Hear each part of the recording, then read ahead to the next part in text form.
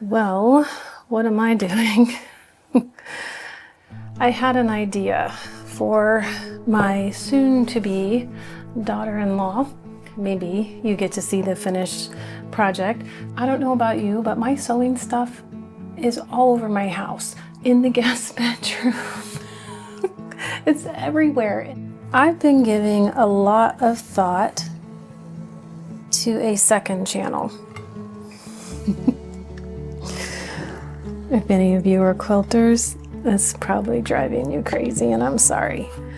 I bet somebody in the comments is gonna tell me that they sell a pattern somewhere for this, but this is more fun. So, is that right? Clearly, I didn't think this through. One of my really good friends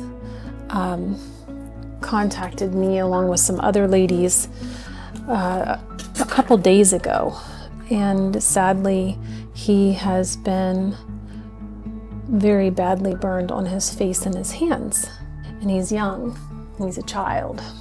So you can only imagine what the family is going through right now. I think this year through Sewing Machine Rehab, my husband and I have donated, I know it's over $6,000.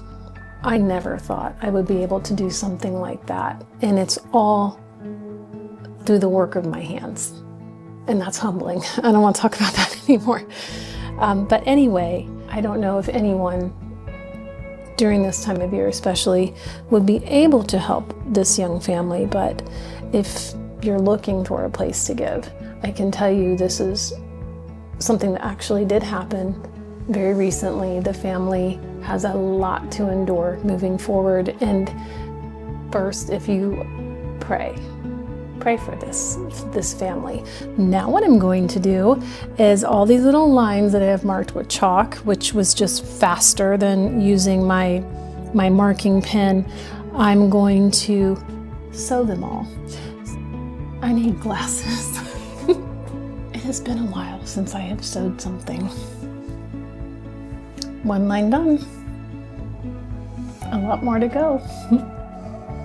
What do you do with all of your little snipped thread tails? I throw mine on the floor.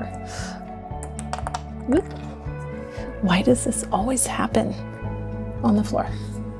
You can kind of see it's coming along. This will be flipped the other way, but you can see how the stitching's gonna run all the way around and then across the bottom.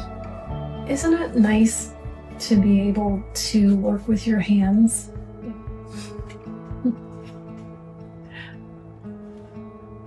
I don't know. It had a lot of shrinkage on the sides.